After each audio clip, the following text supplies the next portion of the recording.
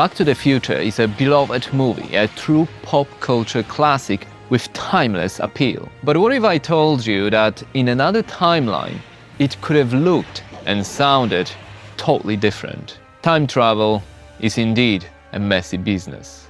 It was devastating to me. I was a young actor. It was probably the worst thing that can happen to you in your career. We all know the Back to the Future trilogy, so there is no need to explain the background for its phenomenon. 40 years later, the movies, the merch, and even the musical is as popular as ever. I saw the musical in London and, it's great, especially the ending.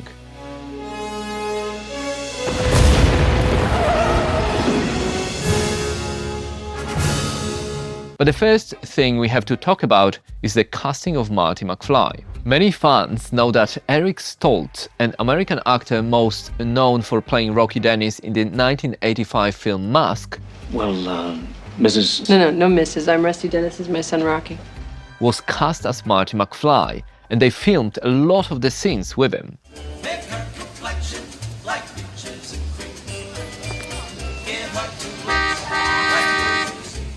Unfortunately, it wasn't meant to be. Stoltz approached the role with a low and dramatic voice, slower delivery, and less comedic rhythm that the filmmakers wanted. It didn't fit. What happened was the director fired me. Why?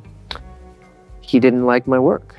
But before we slam Robert Zemeckis for being an asshole, it wasn't entirely his fault. According to Sci-Fi, the head of Universal Pictures wanted Eric Stoltz, even though Zemeckis and Bob Gale, the writer, wanted Michael J. Fox. The studio execs only looked at acting credentials and didn't realize how crucial the tone and the comedic vocal timing were. So they went with the studio's recommendation. And the thing was, Eric Stoltz was a talented and highly praised actor.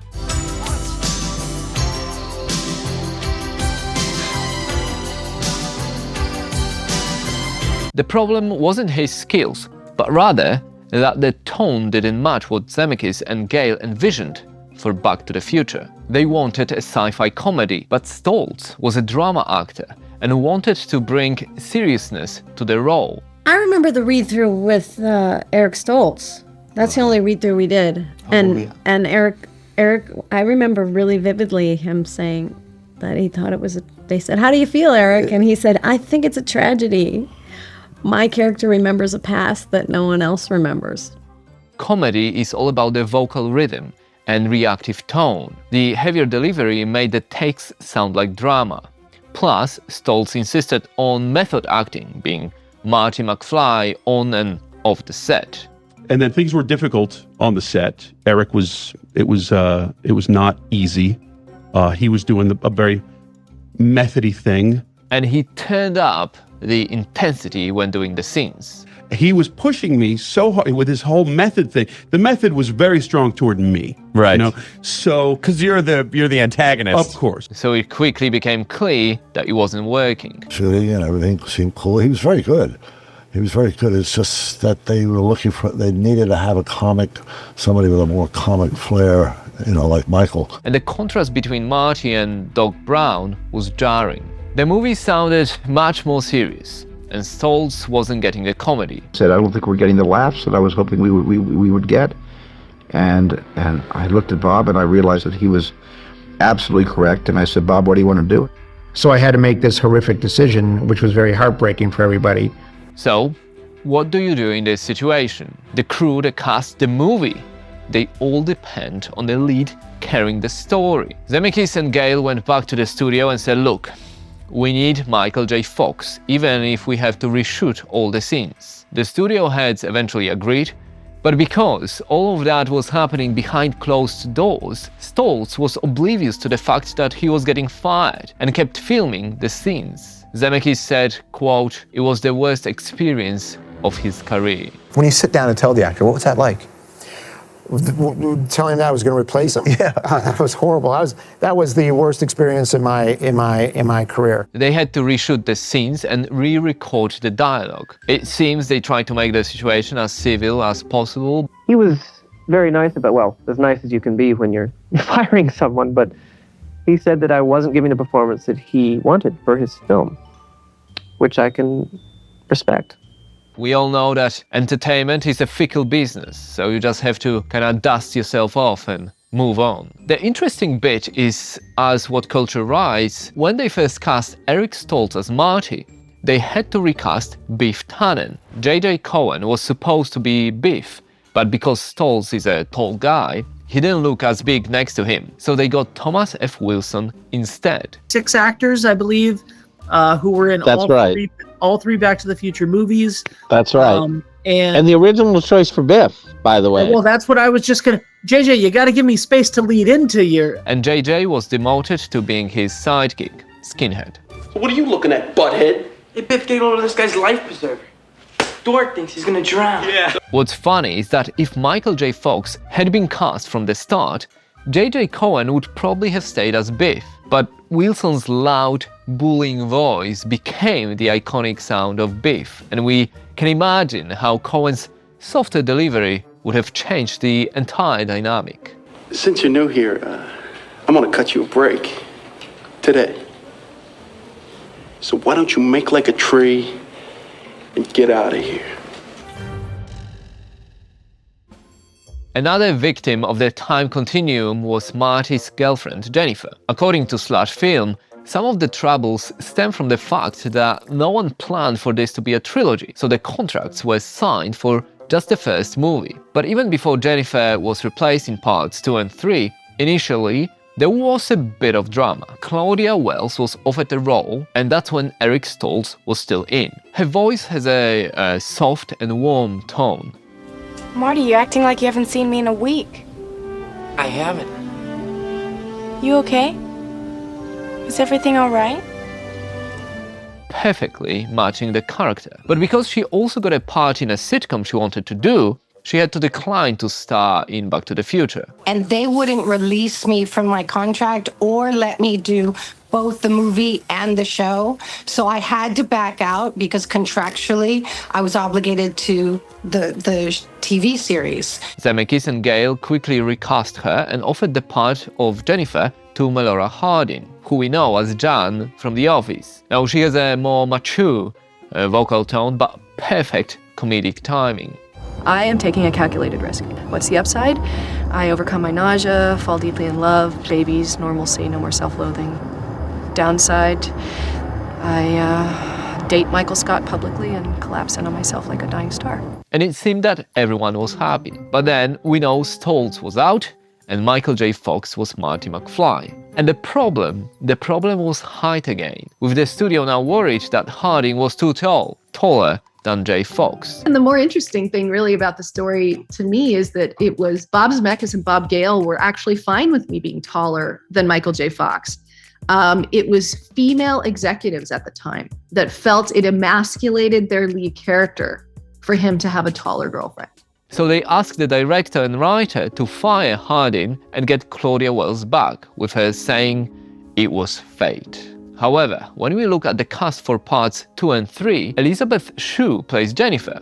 So what happened? Well, Claudia Wells' mother was diagnosed with terminal cancer around that time, so she decided to stay with her and not take the job. Yeah, I didn't have to, but I chose to. Yeah. In between the first Back to the Future and the second one, my mom was diagnosed with 4th stage lymphoma. And in the end, the role went to Elizabeth Shue, with Wells saying that she was, quote, very flattered and honored because I think Shue is an amazing actress. Let me look at you. Marty, you're acting like you haven't seen me in a week. I haven't. You okay? You're okay. Even though fans noticed a brighter and more energetic voice in Jennifer, I think that everyone was happy and went along with the change.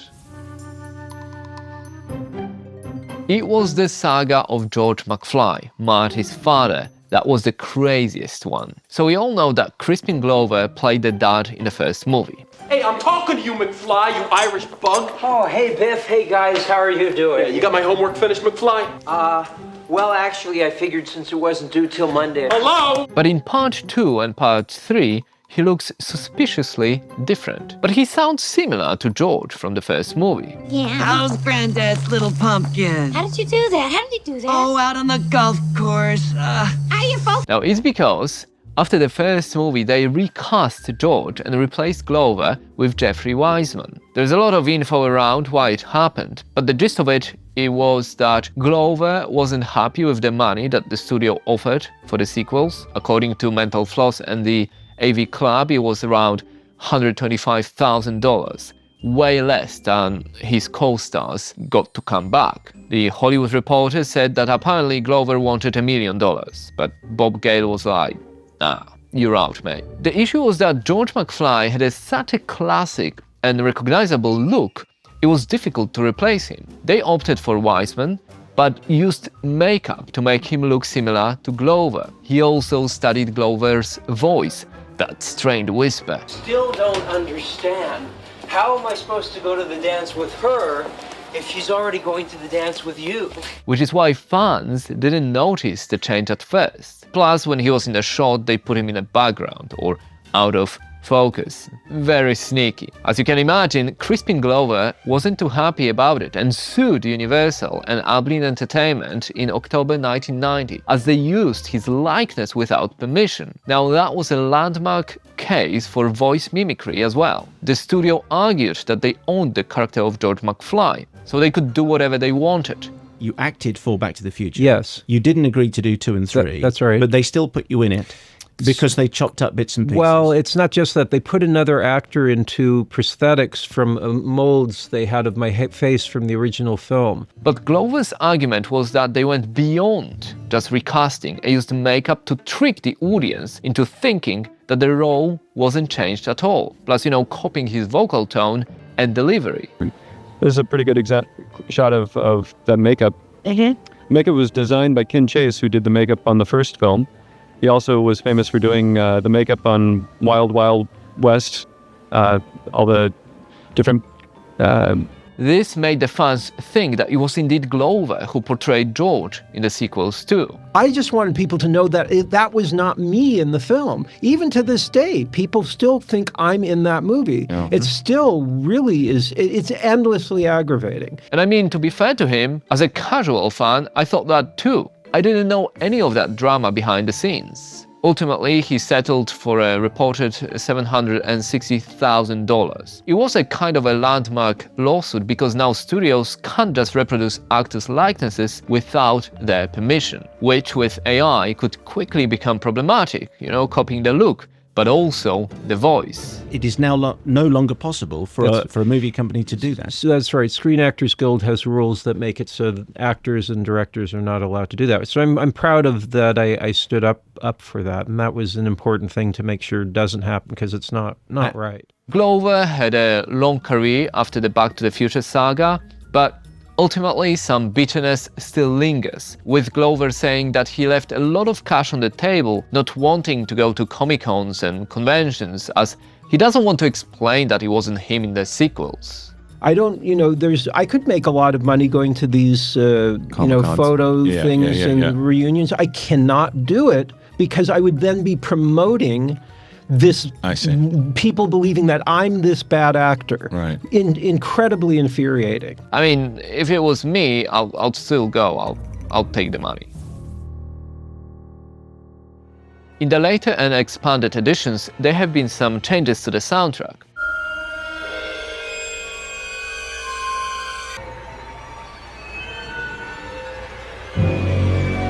With alternate musical cues used in the scenes. Music often matches the rhythm of the lead, so I would assume that Alan Silvestri changed some cues when Stoltz was replaced. Time circuit's on.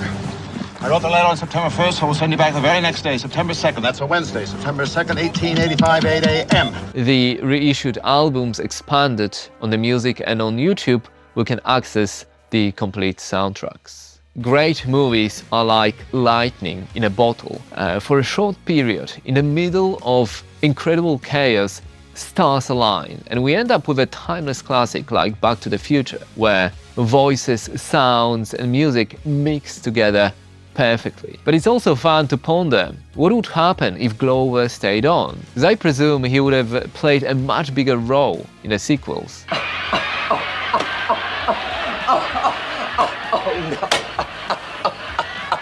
Or what if Harding stayed as Jennifer? Like, could her comedic talents play off Marty a little bit more? But you're good, Marty. You're really good. And this audition tape of yours is great. You've got to send it into the record company.